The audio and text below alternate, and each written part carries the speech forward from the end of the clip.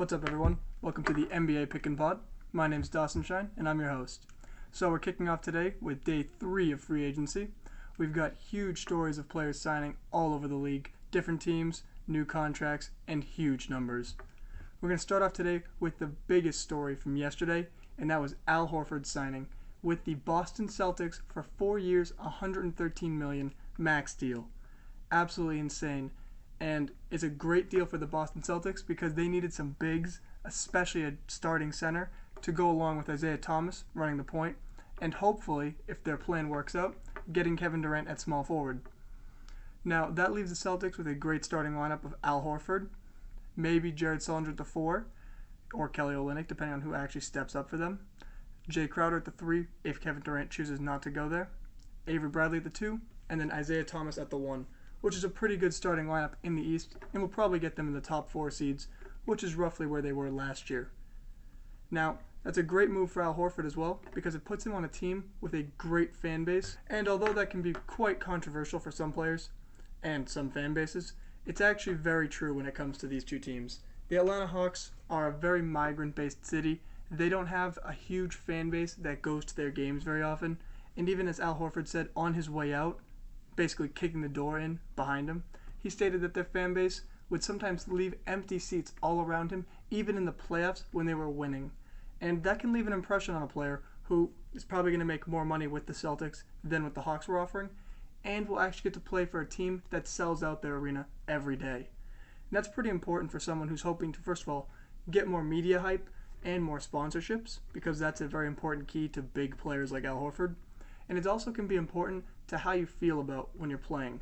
Even if you're making the same amount of money in a dead stadium with no one cheering for you as you are making it in a hyped up stadium, I think you can always choose for the one that's going to be more fun and more entertaining, even if you're going farther in the playoffs with the team that has a very poor fan base.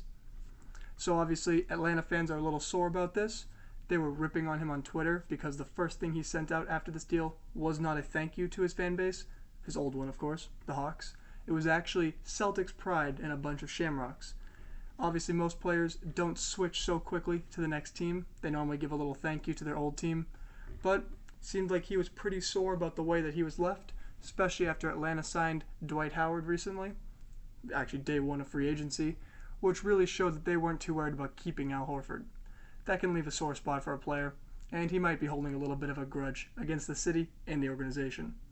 But he's moving forward, trying to build a new start in Boston. Another player that might be making a new start next year, under a huge contract, Harrison Barnes, who's 24 years old, restricted free agent for the Golden State Warriors, of course. He had a very poor showing this year in the finals, but was supposed to be commanding a max deal this summer.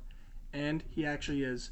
The Dallas Mavericks have officially offered him a 4-year, $95 million offer sheet, which means that the Golden State Warriors have a chance to either match that or let him go to the Dallas Mavericks. That's pretty huge considering he was a key piece throughout the year in their lineups. Obviously, he can defend 1 through 4 pretty well. A very versatile defender. And he can shoot the 3 despite having such a very poor showing in the final 3 games this year.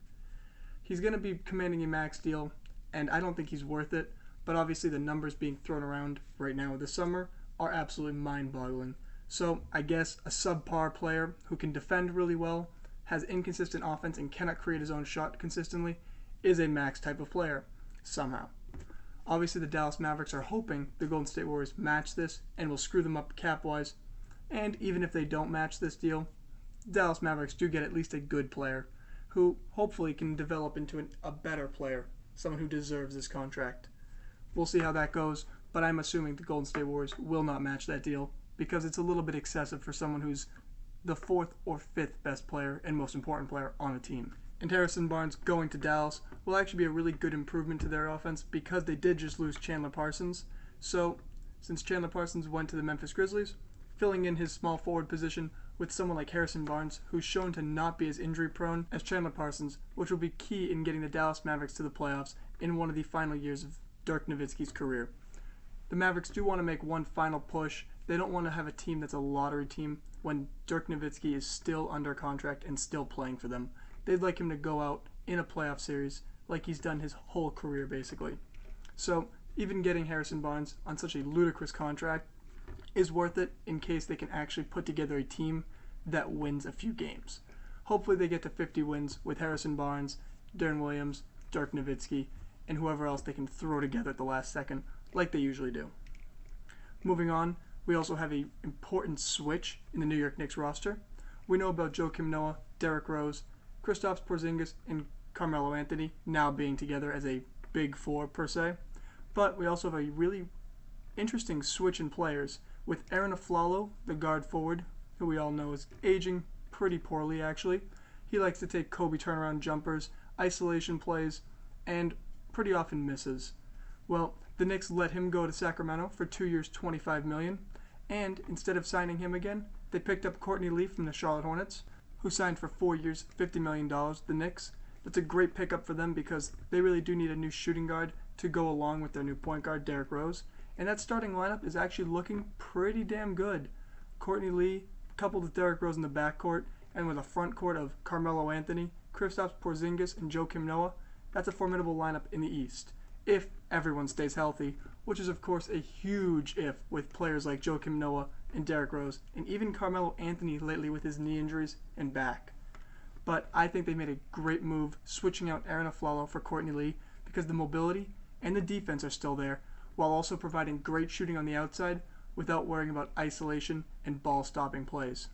That's fantastic for the Knicks organization, and they've shown that this offseason is more based on win now rather than trying to build around Kristaps Porzingis in 10 years down the road. And that's a great way to show Kristaps Porzingis how to play in the NBA without actually putting too much pressure on him to perform right away with the New York media, with Carmelo Anthony as his running mate. It'd be very difficult for such a young Lithuanian player to actually compete in the NBA without any guidance from players like Joakim Noah, who's a great center and who used to be even top 5 in MVP voting, and without even a great team around him. I believe they've set up a team perfectly to make the playoffs and also to get some great experience for their young players. And it was really worth it because they haven't lost too much in this offseason. They lost Robin Lopez, Jose Calderon, and Jerian Grant. That's nothing. And Aaron Aflalo, who they really traded out for a better version of a shooting guard. That's fantastic for them. Other teams that made some great moves so far, the Orlando Magic, who we do know traded Oladipo for Ibaka, but they also picked up Bismack Biyombo, which gives them an amazing defensive lineup right now. Bismack Biyombo is 24 years old. They got him on a 4-year, $72 million deal, which is a huge jump from his last year's contract of $3 million. Now, Toronto really wanted to keep him on their roster, but unfortunately with DeRozan's new contract, they just didn't have enough money to throw at him. And honestly, there's no way he's going to pass up on the money he's now making down in Orlando. And Orlando Magic now have a fantastic defensive lineup with Bismack Biyombo at the 5, Serge Ibaka at the 4, Aaron Gordon at the 3, Mario Hezonja at the 2, and Elfrid Payton at the 1. Now, obviously that lineup is going to have a huge difficulty scoring the basketball, but without scoring the basketball, they're also going to prevent every single basket from the other team. All 5 of those players are fantastic defenders or turning into fantastic defenders. And that means that they're going to be able to stop teams from runs during games if they're putting this lineup on the court. That's a great way to build a future on the defensive end of the floor and then hope that the offensive skills develop later on down the road. I think they made some great moves this offseason, and they're really doing all set for the future. Some other teams that made some re-signings, the LA Clippers, who signed Austin Rivers to a 3-year, $36 million deal, which is a huge amount of money for a player that many people have been calling a bust. But now he's going to be making $12 million a year to play in the NBA. That's incredible. He did a great showing in the playoffs this past year, and then later on with a cut over his eye, shot for 25 points in a playoff game, couldn't even see out of one of his eyes. Incredible showing by him, and he earned that money. Also, Wesley Johnson, the guard on that same Clippers team, got 3 years, $18 million, which is a great signing to bolster their bench production, which they need to continue to maintain because they've had some troubles. And they also lost another key part of their bench. Cole Aldridge signed with the Minnesota Timberwolves, 3 years, $22 million, huge jump in contract for him. Now, the final thing I'm going to talk about today, before I get into the Kevin Durant drama that I really want to talk about, is Tyler Johnson. He went from a minimum contract, $845,000, He's 24-year-old guard on the Miami Heat. And in this restricted free agency, he jumped from that $845,000 all the way up to a 4-year, $50 million contract from the Brooklyn Nets. Now, Miami Heat are most likely not going to match that contract, which means he'll end up on the Brooklyn Nets.